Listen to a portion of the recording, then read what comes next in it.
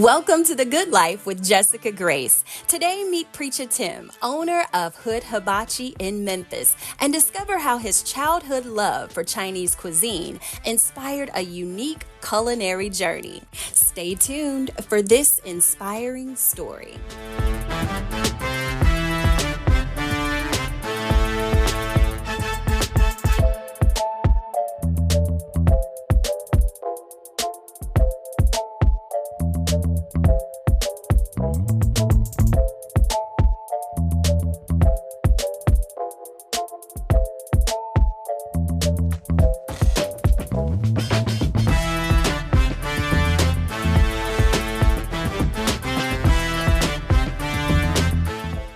So as we are getting into just the conversation about your journey, you've got Hood Hibachi and it's just blowing up. People love your food. I can't wait to try it here in a minute. But before we get into that, just kind of tell us how you fell in love with this type of cuisine. Oh, wow. So growing up as a kid, I'm from the Orange Mill, Cherokee Heights area. And there is a Chinese restaurant there, and it's been there literally since I was a kid, and it's still there right now to this day. Wow. Called Ming's Chinese Cuisine. And it's right at the corner of Lamar and Sim. And so, as a kid, the first time I had it, my mom bought some home, and then after that, as I got older, my friends and I, we would actually walk up there from the neighborhood, and we would walk up to Ming's, and then we would leave there and go hanging out at Cherokee bowling lanes and all of that. And it went from that to learning other styles of Asian cooking, as far as Vietnamese and Japanese and Korean and all of that. And it just became something that I fell in love with. That is incredible. So did you find yourself trying out some of the food that you were tasting, kind of trying to cook it at home? You know what, and not as a kid, and even in my early teenage years, it was more of a just eating it all the time. Like everywhere I went, I don't care where I was, no matter what side of town I was on, no matter what city or state I was in, I was always looking for an Asian restaurant. But then when I got in my early 20s, that's when I wanted to see if I could try cooking it, see if I could make it happen. Let me tell you, the first couple of times, the first few times that I tried it, it was horrible. Because I really didn't know the culture. I really didn't know the do's and the don'ts. I was just trying what I thought was it. And it was like a cuisine mash? It was a disaster. When I say a disaster cuisine. Yes, that's yes, the new it was. Style.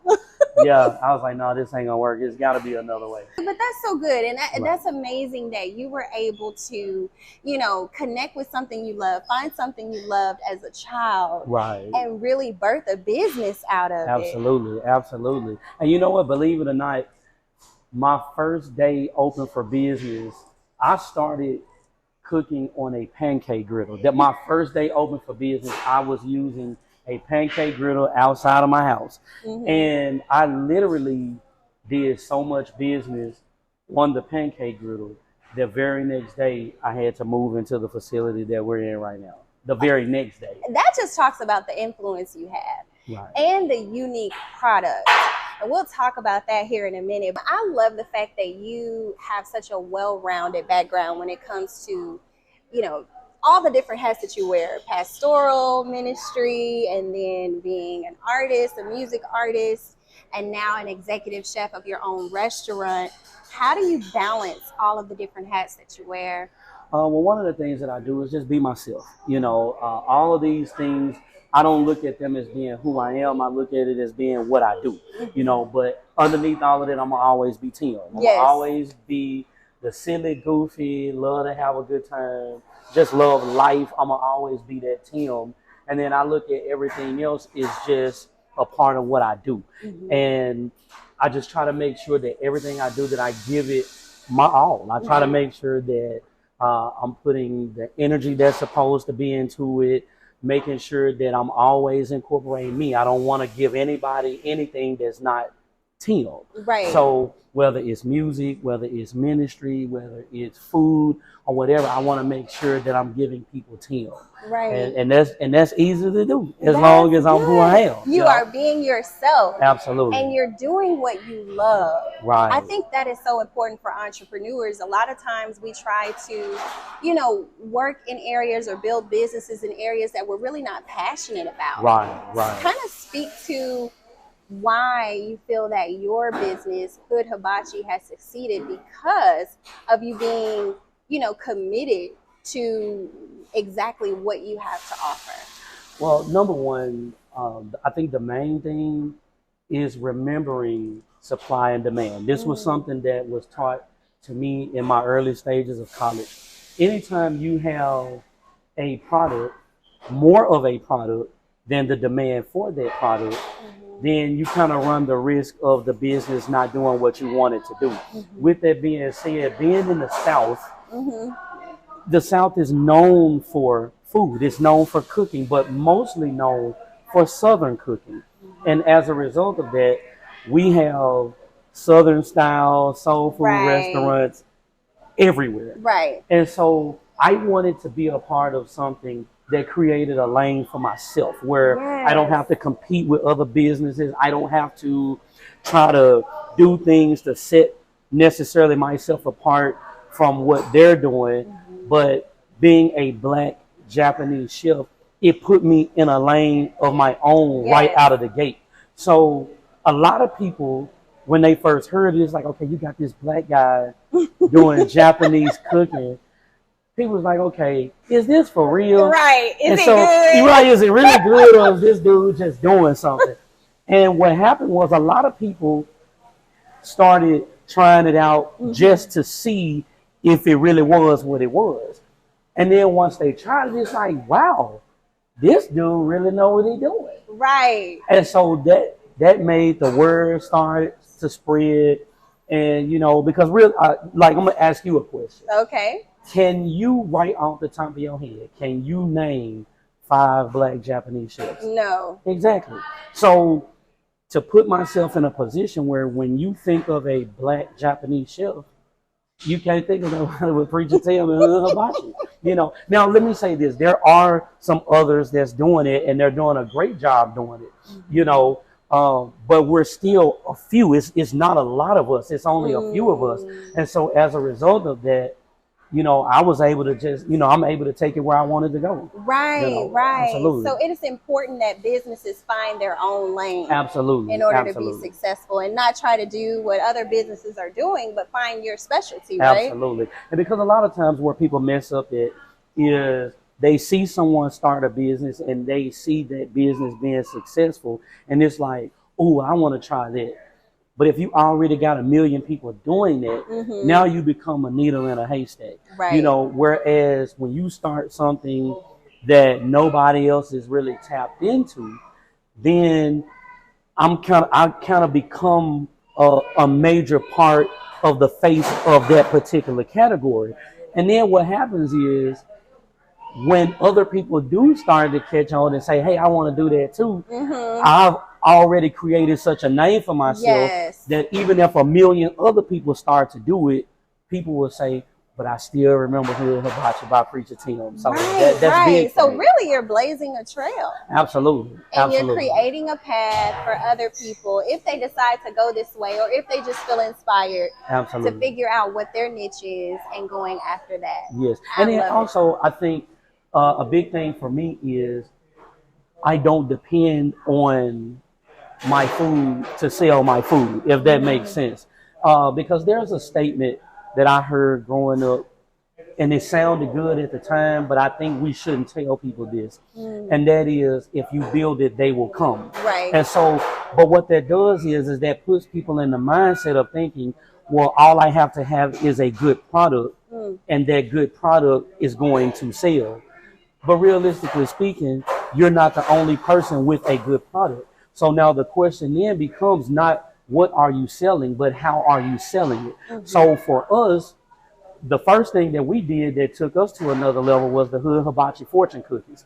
So I have a company that makes my fortune cookies, and I tell them what I want said in the cookies. Now, if you're ever on Facebook and you type in Hood Hibachi fortune cookies, I guarantee you're going to see some viral posts because it's Hood, it's Memphis, and then we even got some encouraging ones as well. We take it spiritual. We put, we incorporate ministry even in the cookies, and so that took us to another level. But now, we do a lot of reels. I do a lot of cooking reels on Facebook. That keeps the brand going. And now we're also working on Mr. Hood Hibachi, the animated cartoon series. So all of these things is what makes the product go to another level. Yes, the food is good, but I don't want to just depend on that. I want an overall brand that people can say, man, it's an experience. People don't buy products. People buy experiences. Right. So I want to give people an experience where they say, man, I went to Hood Hibachi. I got a fortune cookie and that boy is crazy. Like that, to me, that's what makes it memorable. That is beautiful. I love how you have added your own twist. You've added your personality into your brand. Absolutely. And that's powerful. I speak with a lot of clients, a lot of businesses as a brand advisor.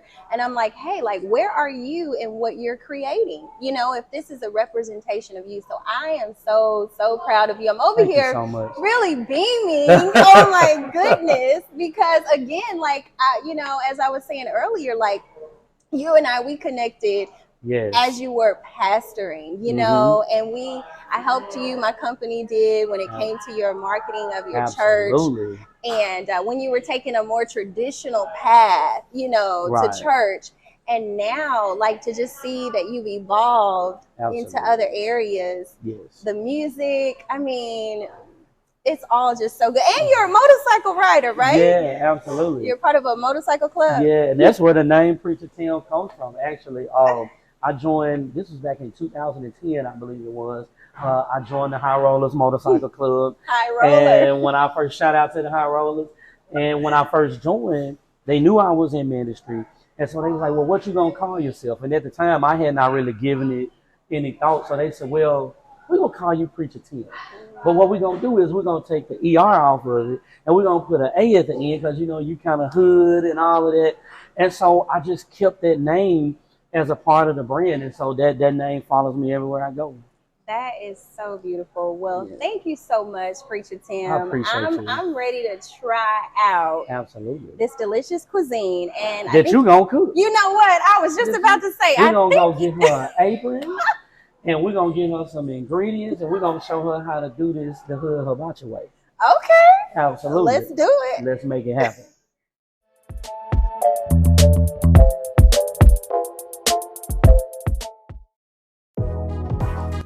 Do you have a business seeking a meaningful connection with a passionate audience? Consider becoming a sponsor of The Good Life with Jessica Grace.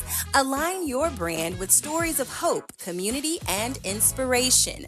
Reach out to an engaged audience through customized advertising opportunities, from on-air commercials to social media promotions. Visit our website now to explore a range of sponsorship opportunities and join us in making a difference.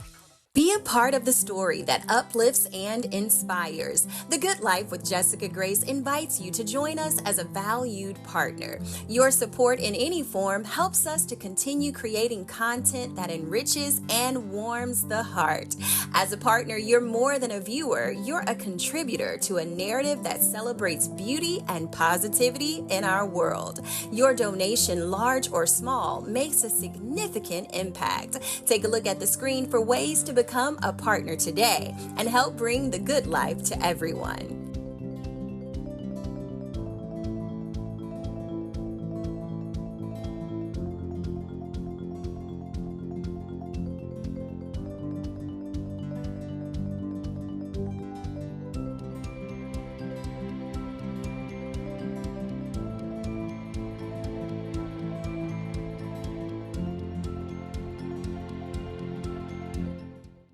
All right, y'all, we are back right here. I'm Jessica Grace, your host, and I've got my friend here, my boy, Preacha Tim. In the building. Why am I saying preacher? It's Preacha. That's why you got to put the A on there. Preacha. That's right. Preacha Tim. Right. And we're about to make some hood shrimp hibachi rice, right? Absolutely.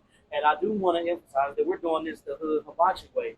And just for the people that's watching so that you know, the hood hibachi way is we're actually taking some Chinese traditions and Japanese traditions, and we're combining them together to make a super dope fried rice. Ooh, okay, I love it. All right, so what do I have to do? And by the way, he's showing me how to do this. So y'all, be patient with me. So listen, the first thing we're gonna do, we're gonna turn the heat on. Okay. And right here. Now the first thing you gotta know is that the wok gets hot really quick. Okay. So we kind of have to, and that's one of the things about Japanese and Chinese cooking. You gotta keep the food moving because you can easily burn it. It don't take long at all. Okay. So the first thing you're gonna do is grab some regular oil. And Okay. just put a few drops in there. There we go. Okay. And as you can see, the way the grease is moving, it's already hot. So we're gonna get us one egg in there. You want to crack one and I crack one? Yes. All right, let's go. There it is. I told you. There it is. Okay. There it is. There it is. All right. So now what you want to do is a little bit of salt and a little pepper right there. Okay. Boom, boom, boom, boom, boom. All right. That's enough. And a little bit of pepper. Boom, boom, boom. All right. Now, there it is. Now, go ahead and scramble your egg on it. Look at this. Wait a minute. Do I need some cheese? No, let me. Now, I'm starting to think that you done worked at a hibachi spot or a Chinese restaurant before. Because I know how to do it. It seems like to me I know how to scramble the egg. Yeah, Oh, my God. Scramble it on up. Okay. Make sure it's done, right? And you want to chop it up a little bit just to kind of, so that it doesn't be too big. You want it to be in kind of small pieces. Yeah. There you go. So they don't have eggs or rice with their eggs or eggs with their rice. Well, you just don't want the egg to be too dominant in the whole thing. Right. All right. Let's see. Chop it up just a little bit more. Boom, boom, boom, boom, boom. Now what you're going to do is give that to me. Okay. All right. Man, this thing does get hot. Yeah, it does. You need a towel to grab the handle on it? I think I'm okay. All right. It's more so the steam. All right. You give me that. Oh, that smells so good. It does. You need the rest of it? Yeah. All right, boom. Now we're going to turn the heat off just a little bit. Okay. I want you to grab this towel and just wipe your the inside. Yeah, I got you. Okay. Yeah, we got just boom. All right. Now you're gonna put a little more oil in there. Okay. And this was the oil? No, this was the oil right there. Now we are gonna use that oil in a second too. Boom. Too There much. it is. No, you good. And then we're gonna just kind of move it around so that it coats the wok really good. Now we're gonna turn this heat back on, and then you're gonna drop your shrimp off from there. Right there. There right you go. Here. Yeah. Whoa. You hear that? Yes. I told you, I believe she'd have done it before. And it's fresh. This is fresh shrimp, so you don't use frozen. No. No. I guess you can tell I cook with frozen shrimp at Ain't home. nothing wrong with that, though. Ain't nothing wrong with it. So what we're going to do is we'll put a little more oil just to make sure that, all right. And now what you want to do is let them sit a few seconds. It is a little hot, bro. Yeah. Let them sit a few seconds so that they sear. Okay. Now in the meantime, let's do a little salt. There you go. Is that enough? A little bit more. You don't got high blood pressure. All right. And a little pepper. I'm seasoning the pan. Right. All right. So we're going to let those sear a few seconds. You don't need the pepper no more for right now. Okay. All right. Now you can kind of start to turn them over a little bit. You see that? You see how pretty that is? Yeah. Is that pretty? It's beautiful. Woo. It's hot. Yeah, it is. That steam. How do you do this? I have to do it every day. Oh my goodness. And sometimes the hibachi grill get even hotter than this. Oh wow. So you have like a different type of a process that you do sometimes? Yeah, when I'm doing my hibachi meals, I'm on the hibachi grill. Okay. Throwing it up with the spatula. You hear me? What? Yeah. All right. So we're gonna let these cook a few more seconds, and then we're gonna get those out too. Okay. A little bit more oil. More oil, just to make sure nothing is sticking. Okay. All right, we got this cooking. So has your daughter tried your food? Absolutely. Listen, my oldest daughter, for her, I think it was her 17th birthday. She's like, Dad, I want a hibachi party. So she invited her friends over to the house, and I had them outside, and I was cooking on the hibachi because they won't let me rest it out. So even when I'm not cooking, they like, Daddy, can you cook? So I have to cook all the time. Wow. All right, so our shrimp are ready. We're going to go ahead and put these in here. Oh, all right, and we're going to wipe it out one more time. Okay. This is a fast process. It is. You got to be fast. You got to be. Working with this heat. All right, so now watch this. Now we're going to do some more oil. Okay. And now what we're going to do is we're going to drop the rice in there. Okay. You want to do it? You want me to do it? You can do it. All right. So we're going to just kind of stir that around a little bit. Boom. So now it's important to have your rice already cooked. Yeah, so that's one of the key things to any type of Asian style cooking when it comes to rice is preferably it needs to be roughly a day old because you want to get as much moisture out of it as you can. Now so that it's not soupy. Right. Okay. And because if you don't do it right, it'll be gummy and mushy, and you don't want that. Now there is a workaround where you can use same day rice, but I'm not going to tell y'all that because that's a little botchy way. But preferably you want to do day old rice, and you also want to make sure that you're washing the water intake. So typically for the way we do it, if I'm say cooking 20 cups of rice, I'm only using about 17 cups of water so that when it steams out, you don't want the rice to be extra wet. Right. All right. So we're going to get that going, and you want to keep it moving so that it don't get too brown. Yeah.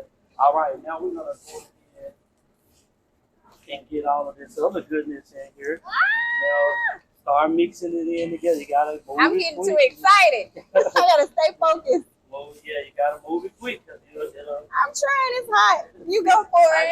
I got you. Boom. All right. I want you to do me a little favor here. Please pass me the phone. Yes. I'll let you do it. Okay. Boom. A little bit more. We ain't got high blood pressure. All right. And a little bit of pepper. Boom. All right. Now, check this out. Now, remember I told you that as we were doing this, we were going to incorporate a little bit of Chinese and Japanese, right? Right. So let's do it. Now we're going to do Japanese. That's garlic butter. Now I'm going to let you put that in there. All of it? In the middle. Yep, all of it. Oh my gosh, this is going to be so good. Oh, yeah. And there it is. All right, so we got the garlic butter in there. All right. Now, we're going to turn the heat down just a little bit. And now, see a little soy sauce right there. Okay. Boom. A little bit more. Boom. All right, there we go. Wow. There it is. All right, the next thing is, remember I told you we incorporating Chinese and Japanese. All right, give me a little bit of teriyaki. Okay. Boom. All right. Now, that sesame seed oil, give me a few drops in the middle. No, right there. There we go. There we go. Boom. All right. There we go. Wow. And you know, this speaks to our culture as African Americans. You know, we add our own twist to things. Absolutely. You know, so I love that. All right. And then we're gonna top it off with some green onion. Let's go ahead and get that in there. Boom. All right.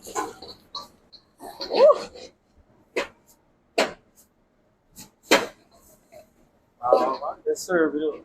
Ooh. See what you think. We made it. That fire is hot. Oh yeah. Listen. And it don't take long. Oh, I there we got go. you. We don't want to drop no shrimp. Oh my goodness. Show them there to see how they like it. It looks so amazing, y'all. Look at this. It looks so good. Yay. So I think it's time we taste some of it. We taste it. All right, brother. There you go.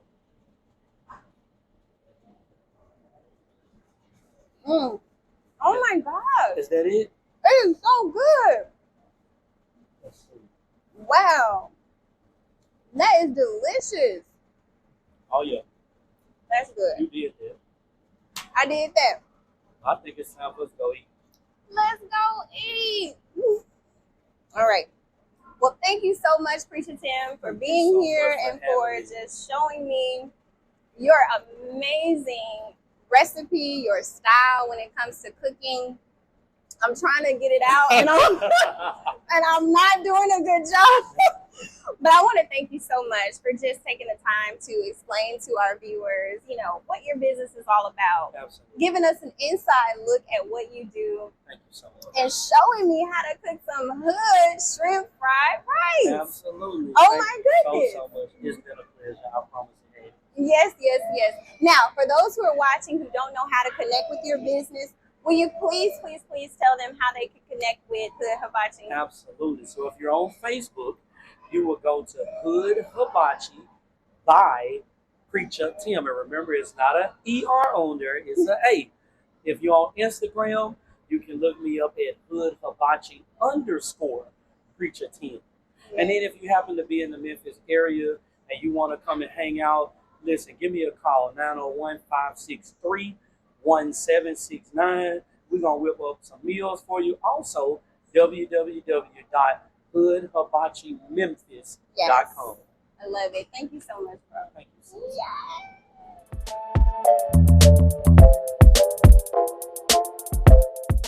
Be a part of the story that uplifts and inspires. The Good Life with Jessica Grace invites you to join us as a valued partner. Your support in any form helps us to continue creating content that enriches and warms the heart. As a partner, you're more than a viewer, you're a contributor to a narrative that celebrates beauty and positivity in our world. Your donation, large or small, makes a significant impact. Take a look at the screen for ways to become a partner today and help bring the good life to everyone.